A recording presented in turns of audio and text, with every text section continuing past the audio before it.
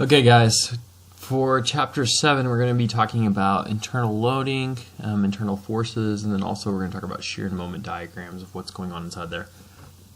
Alright, so today what we want to learn is to use the method of sections. We use that with our trusses back in chapter 6. We're going to use the method of sections for determining internal forces in 2D load cases. Alright, who's excited? So first, let's take a reading quiz. Go ahead and pause your video and then come back and we'll talk about these. Okay, so in a multi-force member, the member is generally subjected to an internal what? All of the above, right? We have a normal force, as you can see in that diagram, a normal force, a shear force, which is V, and then a bending moment, which is that M force, if you look in our diagram over here. In mechanics, the force component V acting tangent to or along the face of the section is called the, if you listened to me just a second ago, I gave this away, but that's the shear force, right? So V is always our shear force. Okay, so why is this important? So this is getting into the heart of what structural engineers do, right? So they're looking at shear and moment diagrams, they're using bending moment diagrams. These are the things that allow us to size these beams. So beams are structural members that go across, right? They're designed to support a load applied perpendicular to their axis. Beams can be used to span bridges. They're often thicker at the supports than at the center. So why are they tapered? So part of that is because of the internal forces that are occurring. So we can, in this lesson, we'll learn about those internal forces that will help us in our design later in life. Other things you might notice, I'm sure you guys have seen some signs like this, where the bottom is larger than the top. Why is that? Again, this should help us answer that question. And lastly, we look at the shop crane. It's the same size except at the joint. So what's happening here? This shows you that there's an additional frame. So why was that happening? So again, this is what these internal forces are for. So internal forces, the design of a structural member requires finding the forces acting within the member to make sure the material can resist the load. So now we're not looking at can these supports support this load, but can this material support this load? So I'm sure you guys have broken a stick before, right? So if you had a stick like this and you applied your knee to the center of it, then you might break it because the internal loading in that it couldn't handle that. Your two supports didn't break, right? The stick itself broke. So same thing with the beam. So if we want to determine the internal load forces acting on the cross section B, we first need to determine the support reactions, which we can do just by sum and moments about A or D, and then we can figure that out.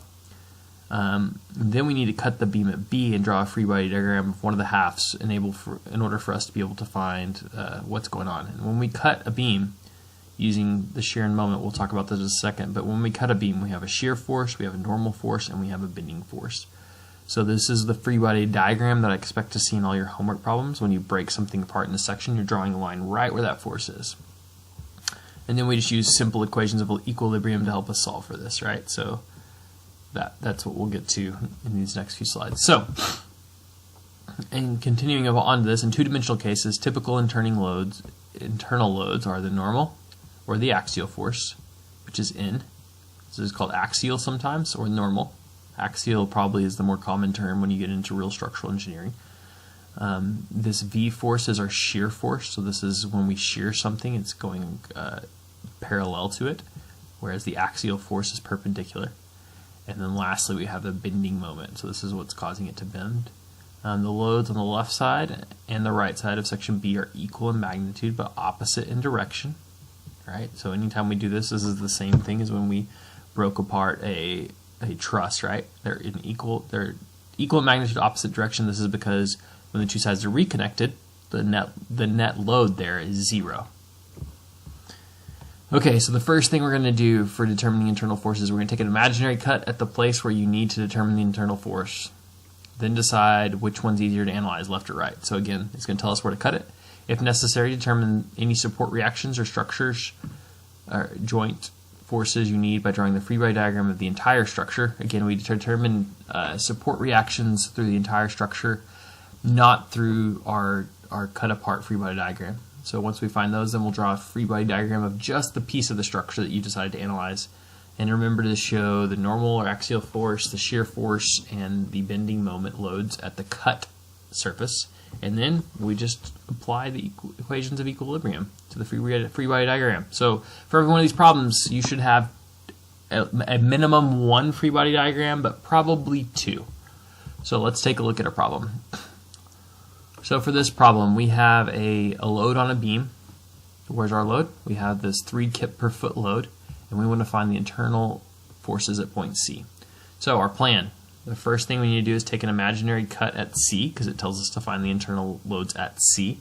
We need to find this reaction at A too, right? So we're going to need to know this. So probably going to sum our moments about B first so that we can solve for A.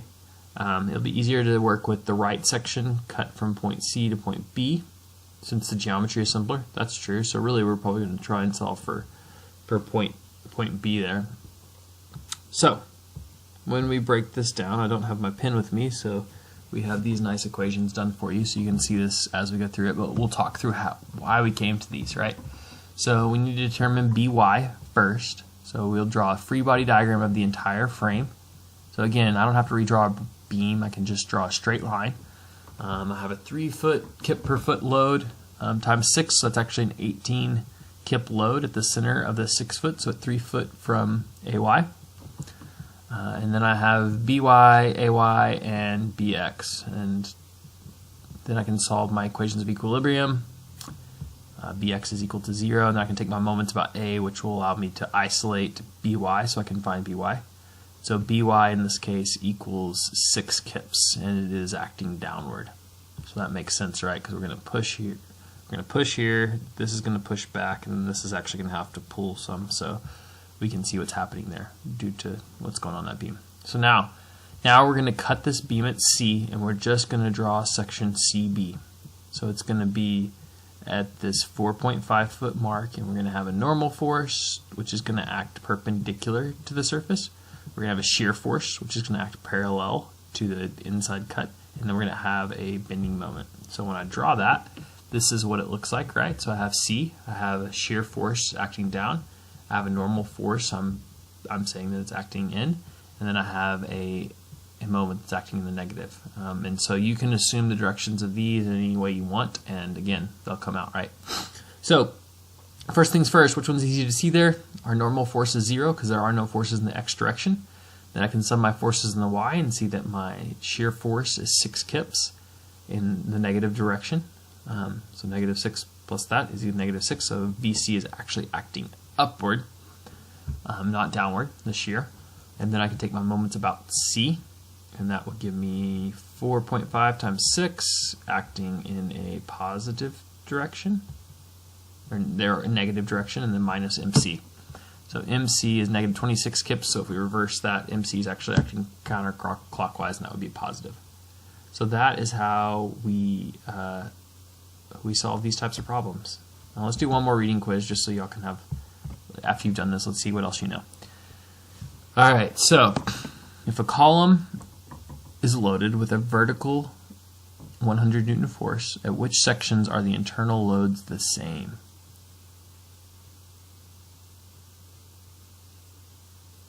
So the answer is Q and R. So you can go back and look and see why that is. And then if a column is loaded with 100 newtons in this horizontal direction, which section are the internal loads the largest?